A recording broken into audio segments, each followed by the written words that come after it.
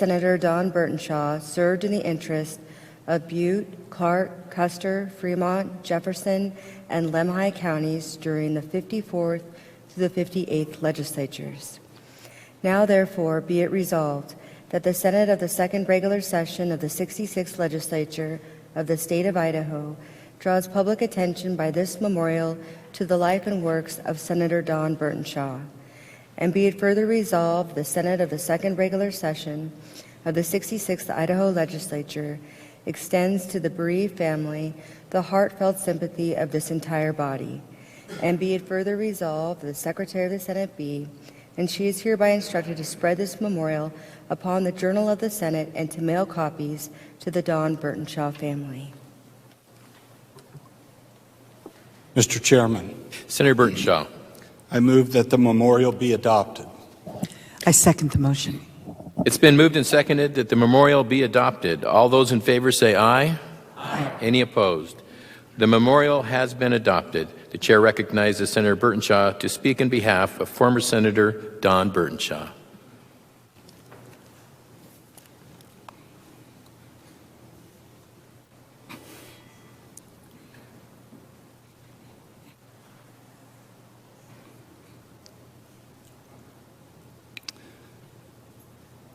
I would like to say thank you.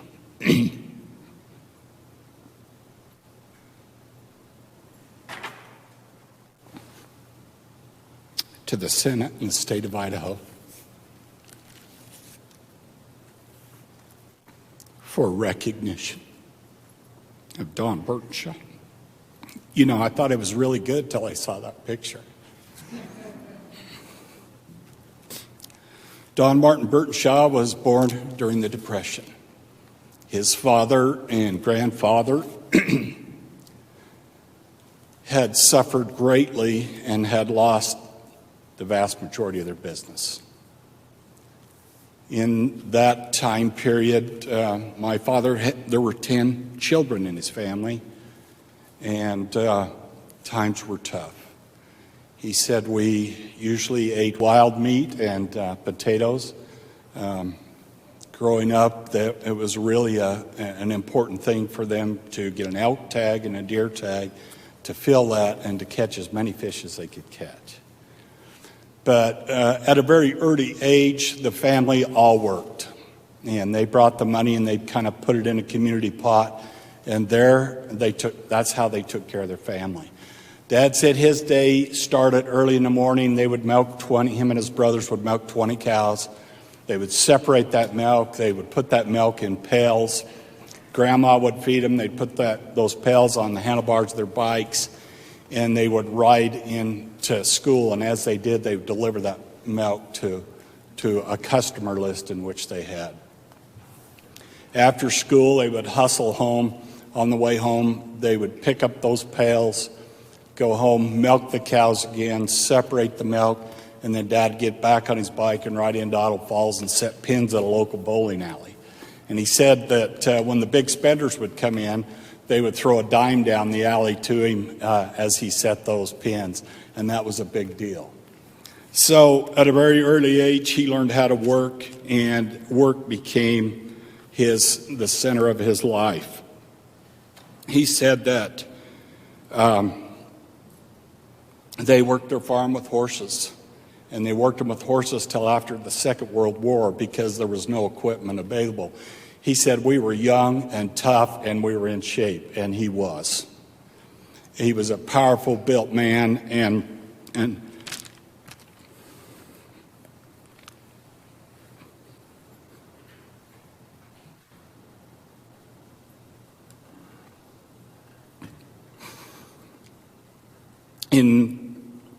1953,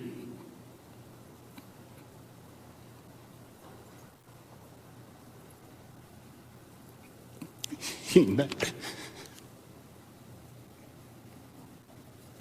married this beautiful young woman, and it was interesting that my mother recorded in her journal that they got married on Friday night, and they had a small apartment in Idaho Falls in a basement.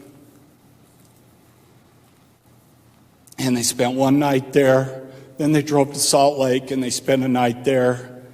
And so they had Saturday together. They spent that night, and then Dad hustled home on Sunday to get back to work. And that's the way their life was. They lived in that apartment a couple of months and then rented a farm in the little town called Chariton or Mud Lake where we reside today. There was no home at the farm that they rented, so the neighbor had a sheep camp, and so they took that sheep camp. And if you want to understand what a sheep camp like, it's like a covered wagon with rubber tires. And they pulled that out there. There was a well there, but the way you heated that was with a wood stove, and that's what you cooked off of.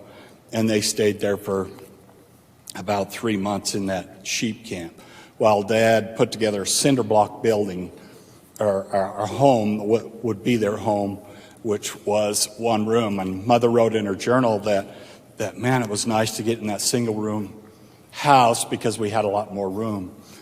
Dad worked at the Idaho Engineering Laboratory as a master carpenter. And he came home to the sheep camp, and Mom had painted the inside pink. He knew he had to maximize his time and finish that house. By the 1st of June, they had to give up that sheep camp to the sheep herd, and that's where they started their life. And from that point to this point, it's been an amazing journey. Growing up, we knew that we had to work. Every morning we got up and we fed several hundred cattle. They were all 2-string, 3-string bales, and so we fed them by hand.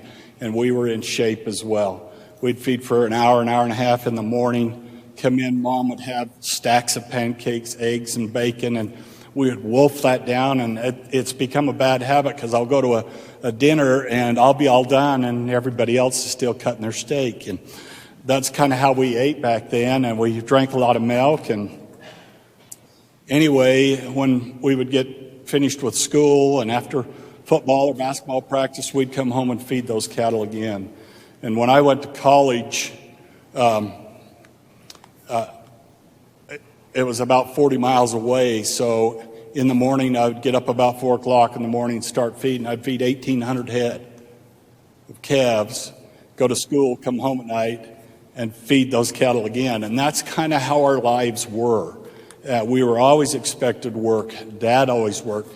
During that time, Dad bought the Rexburg livestock auction, which kept him very busy. And then he leased the salmon livestock auction.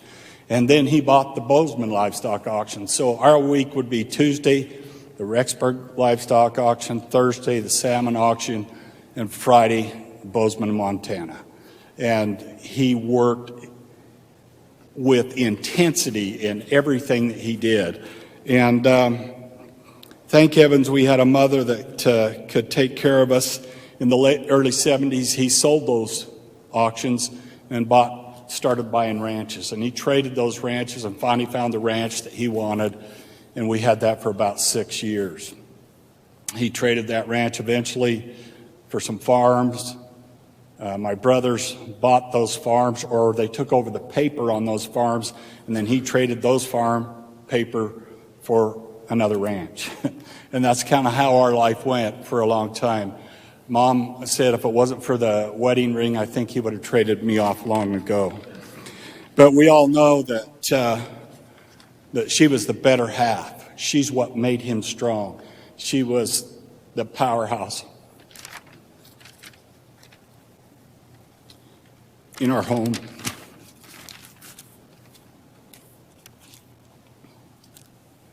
He helped every one of his boys get a ground base in the Chariton Mud Lake area. And every one of his boys wanted to be like his dad. And so every one of them is in the cattle business. And even my 2 sisters.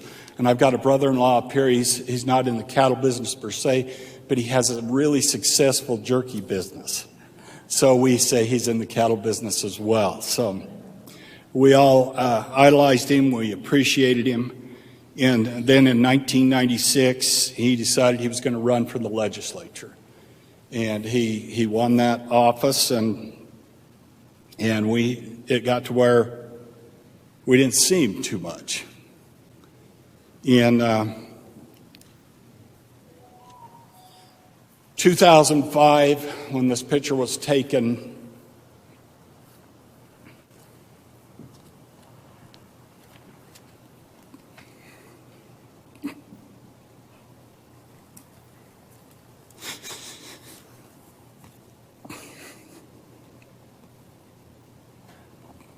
he lost a son.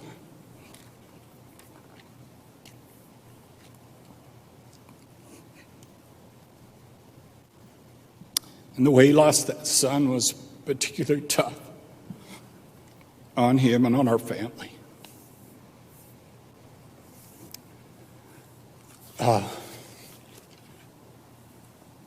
Mother wrote in her journal,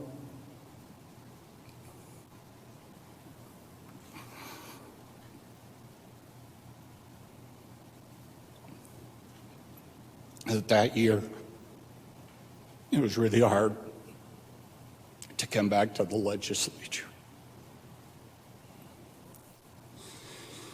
And I think, in a measure, he felt some shame.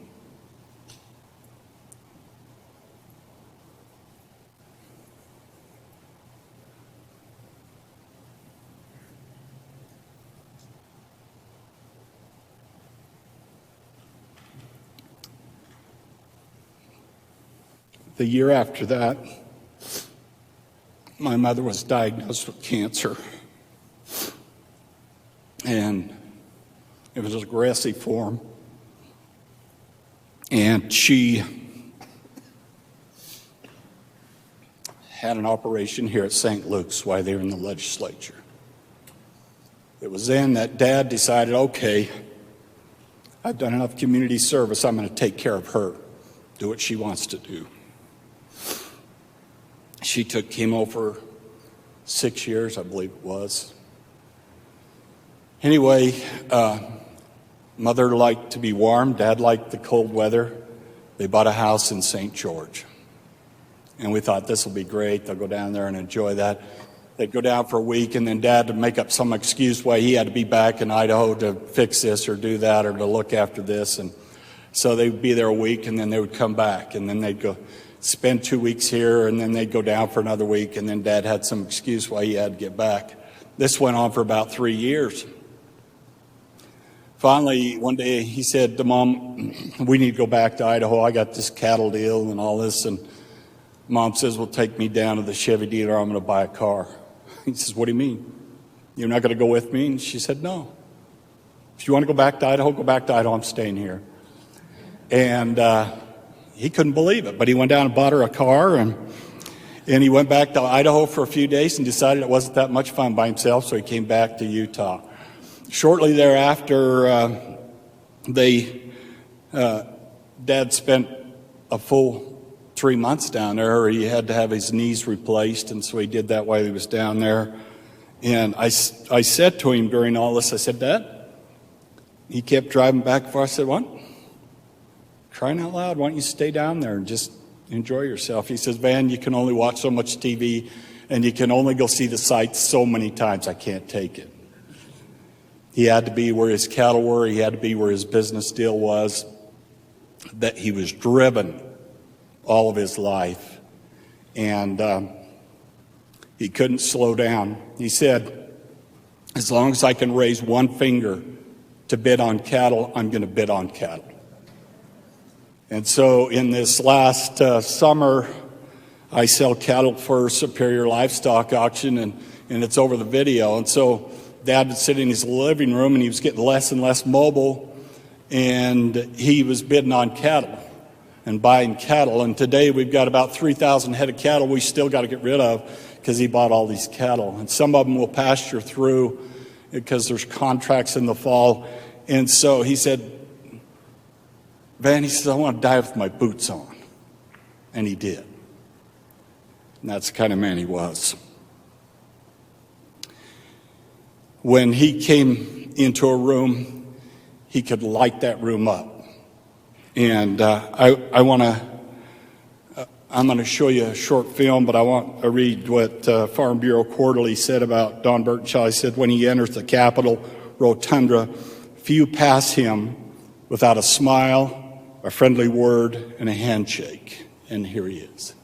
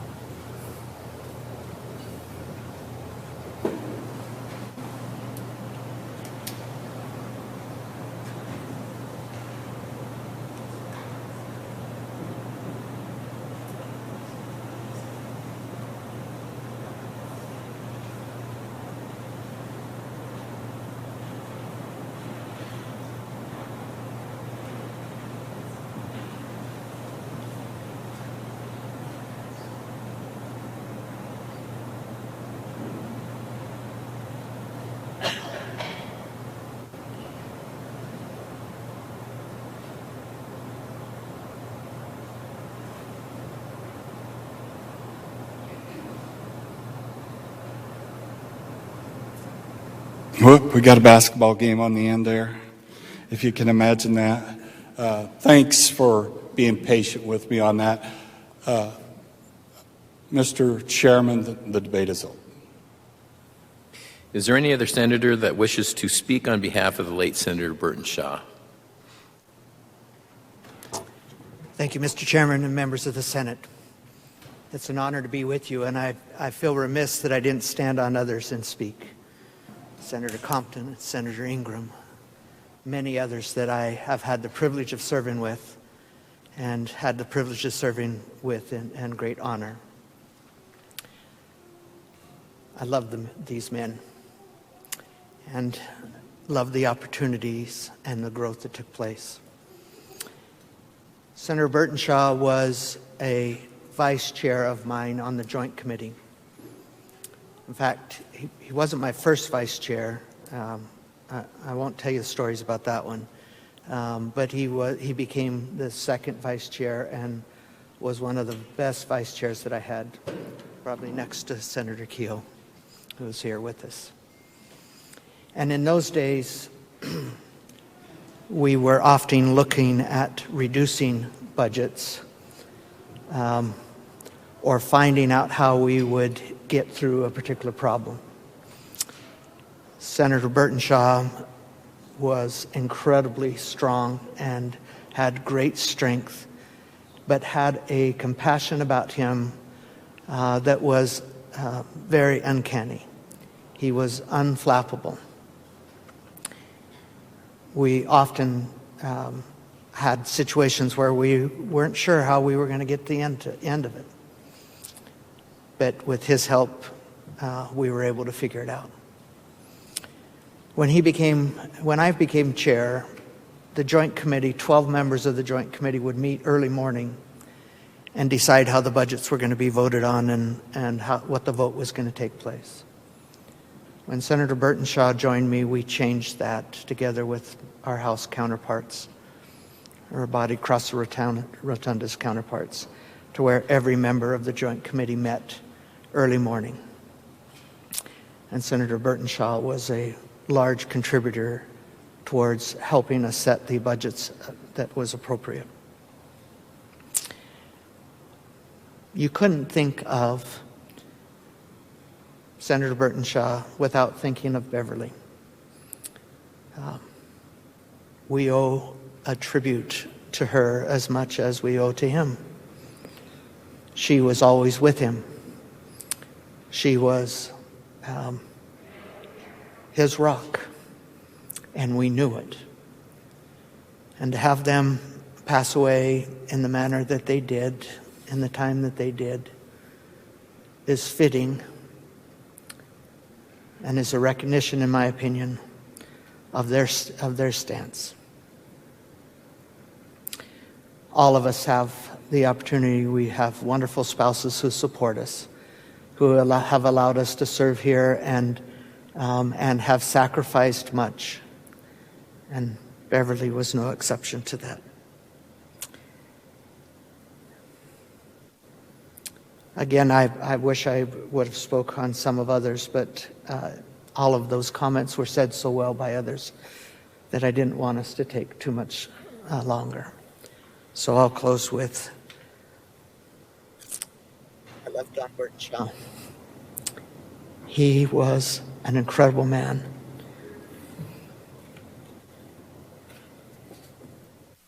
Thank you, Senator Cameron.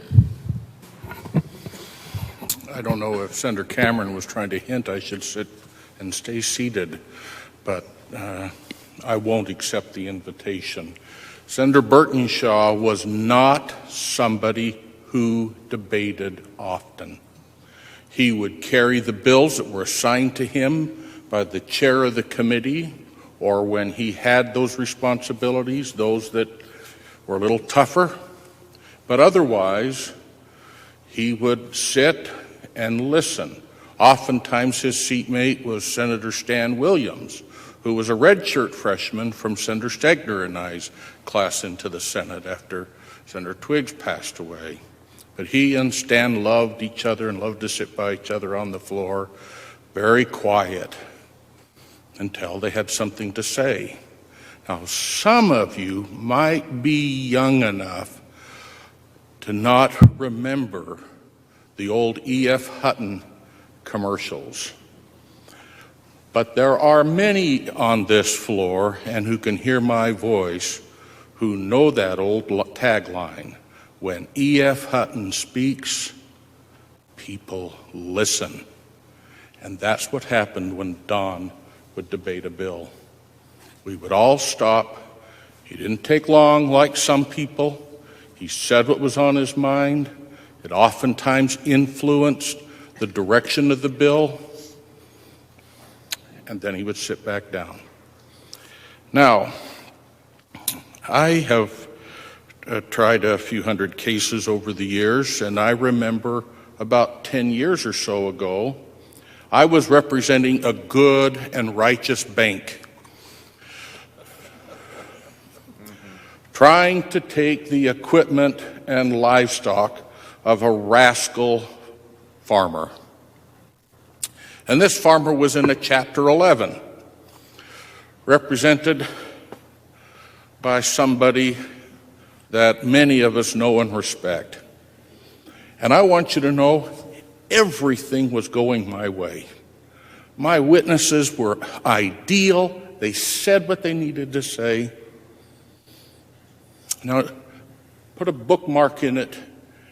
In debate, remember, there's fallacy arguments. And you can think of different kinds of fallacy arguments, ad hominem attacks and the like.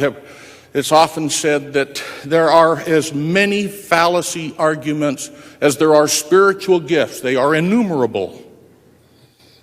Well, in the practice of law, when you get a witness on the witness stand that's from the other side, sometimes we use cheap tricks. That's not a good way to say it. We use effective methods to cross-examine that witness. We use that in politics. We oftentimes attack the person instead of the message. That's an ad hominem attack. Well, I was pretty sure I was done. I leaned over to my client and said, I think we're doing quite well. Came rebuttal, and that rascal, called Don Burtonshaw as his rebuttal witness. Now, I had served with Don. Don was out of the Senate. He walked into the courtroom like we were the best of friends, and we were. That's the hardest cross-examination I had, because I couldn't use any techniques that I had been trained to use, and my client didn't do as well that day as I had hoped that they would. But I felt like when Don was done testifying as to the value of cattle and value of livestock, that was good enough for me. It was clearly good enough for my client, and unfortunately, it was good enough for the judge as well. Thank you.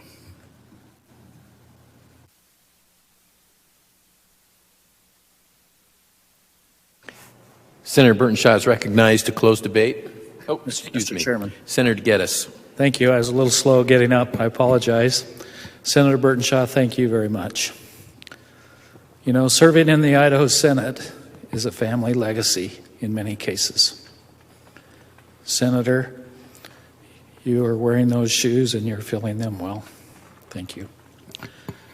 You know, Senator Davis started his comments by telling us why we have such memorial services. And I like them. I honestly do. I've had the opportunity to know and to serve with many of these who have been memorialized today. What great individuals. What great work. What great sacrifice they have provided to all of us as citizens of this great state. I was looking at the list and I was thinking, you know, all of these senators had something in common.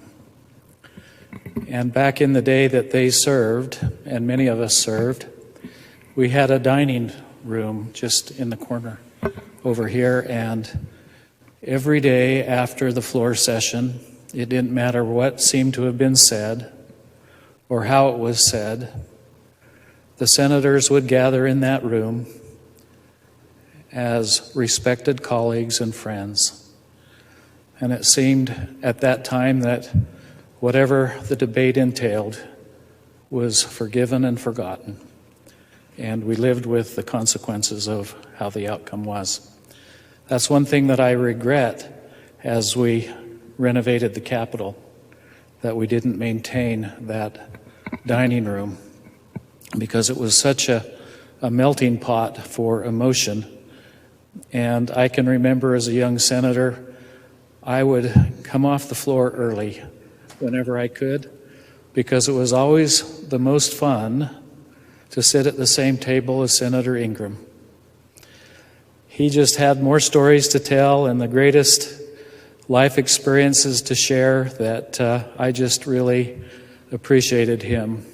Senator Davis, I think, or Senator Winder, referenced the point that he was, after retiring from Boise Cascade, he was the doorkeeper here. And he told me one day that he decided to run because over the years of being the doorkeeper, he had watched those rascals on the Senate floor, and he decided that he could be every bit as good and effective as any of them. And he certainly was that. I remember when he was the treasurer for Ada County, I was serving as a tax commissioner at that time. And Senator Ingram had the responsibility of disposing of unclaimed property from time to time. And he knew that I liked to collect silver dollars. And I can remember 2 or 3 times he had called me at the tax commission. He said, "Bob, there's an auction going on today. I have 5 silver dollars." And I said, "Okay, I'll be down." I said, "How much should I bid?" And he says, "Well, they're only worth $1." Those are still in my collection. What a great man Senator Ingram was. I think of Senator Whitworth. Senator Whitworth had a little hobby property in Caribou County up near Johnson Creek where he would have hunting camp. And so we had a common bond there because he loved Caribou County as much as I do. what a great senator he was. What a great example for family service that his family has contributed over the years of taking care of neighbors and friends. Senators, I could tell stories of a lot of instances that I had. I can remember Senator Burtonshaw. There was no drama with him. He was just solid every day. He would come early, he would stay late. He would attend functions, and he had a great deal of respect for the people that he served. And I don't know, but it seems like legislators from that part of the state, they don't know what a campaign really is, because by the time they get to the House or the Senate, they carry so much respect that they are just almost as if they were appointed by their constituency instead of elected. And that's certainly how Senator Burtonshaw was. I could go on, but I've noticed one thing today. There were a great number of young people here representing their families and their loved ones in this memorial service. I think what I can glean from that is the simple fact that our state is in good hands. The legacy of serving in the legislature will continue, and I think we probably will see some of those faces that were here during this memorial service, perhaps sitting in these seats in the future. I'll just close by saying this, that I learned when I came into the Senate that where you sit is where you stand. Senator Darrington, can you remember telling me that? Yeah, that's a truism that Senator Darrington promoted. And I found it interesting today that most of us kind of stood in the same places that we sat at one point in time. I also realized that there had to be somebody to supply a wooden pencil that was new, perhaps only sharpened for the first time, so that Senator Darrington could make his comments. Some things change, some things never will. Thank you, Senators, for allowing me to be here today to honor many of the friends that I had the opportunity to know and serve with in this great body. Thank you again, Mr. Chairman.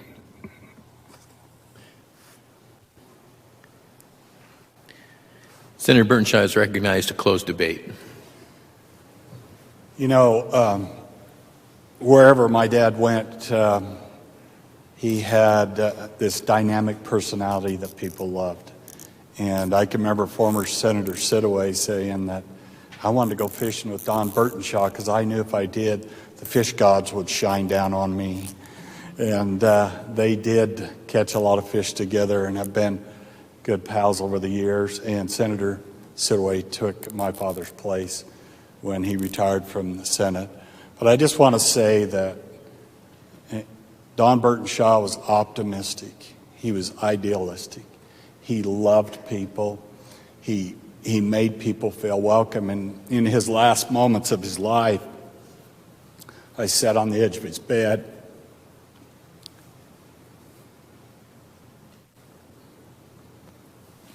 He grabbed my lapel with his left hand and pulled me up. And I reached across his body and put my hand on the bed on his right side, and he grabbed my wrist and he hung on.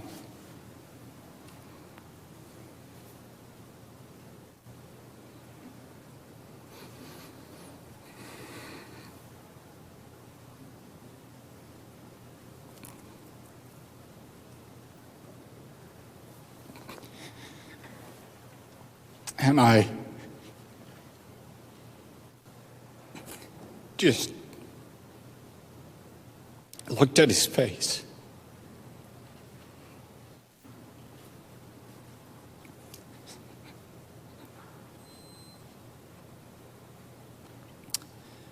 I tried to memorize everything about it. The hair on his head, his thick eyebrows, and his beautiful blue eyes. the dimple in his chin and the mole on his cheek, the shape of his nose.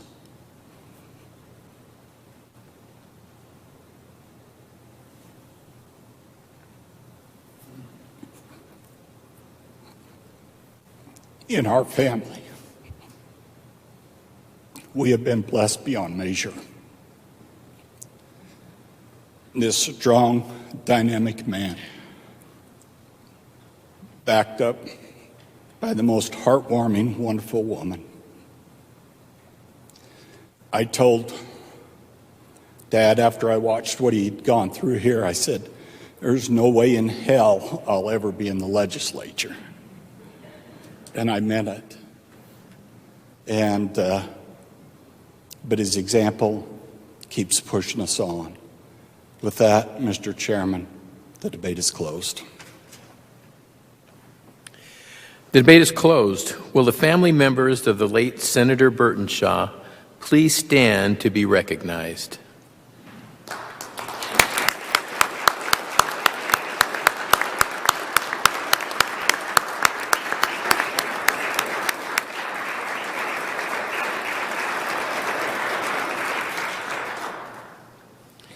The closing musical number presentation for the memorial service today will be America the Beautiful, performed by Keandra Harris and Alec Martin.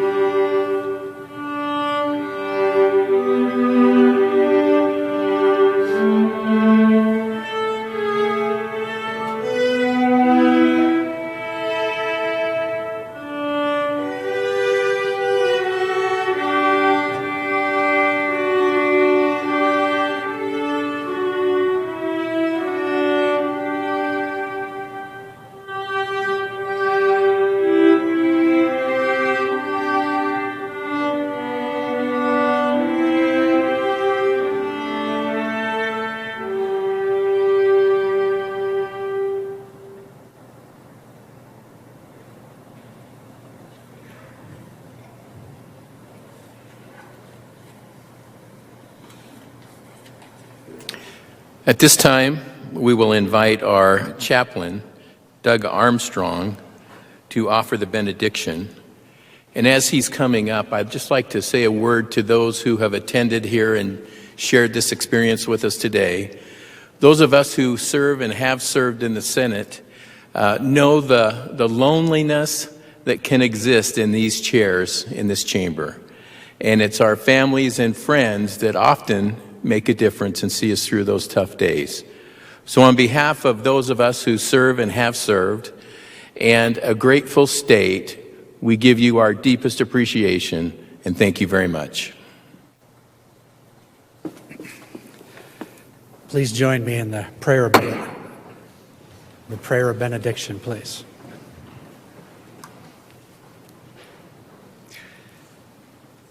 Heavenly Father, we thank you for all who have served the high calling of public service in this great state of Idaho. Specifically, we honor the state senators who have served Idaho in years gone by. We remember them today with great reverence, honor, and appreciation. We ask, Lord, that you comfort those who are their loved ones and friends and all who remember and honor them here today. We thank you for the precious memories of fellowship, shared service, memories of laughter, and we know that we all miss and mourn them. We thank you for their gift of friendship. I pray for all who continue to serve in the Idaho State Senate today, that they may be encouraged and inspired by the examples of those who have gone before us. We ask for your peace and justice to reign in our land, and we ask you to bless their families and give them peace. And dear Lord, I pray this benediction in the name of Jesus Christ. Amen. Amen. The committee for the memorial is dissolved. The Senate will be at ease at subject to call of the chair.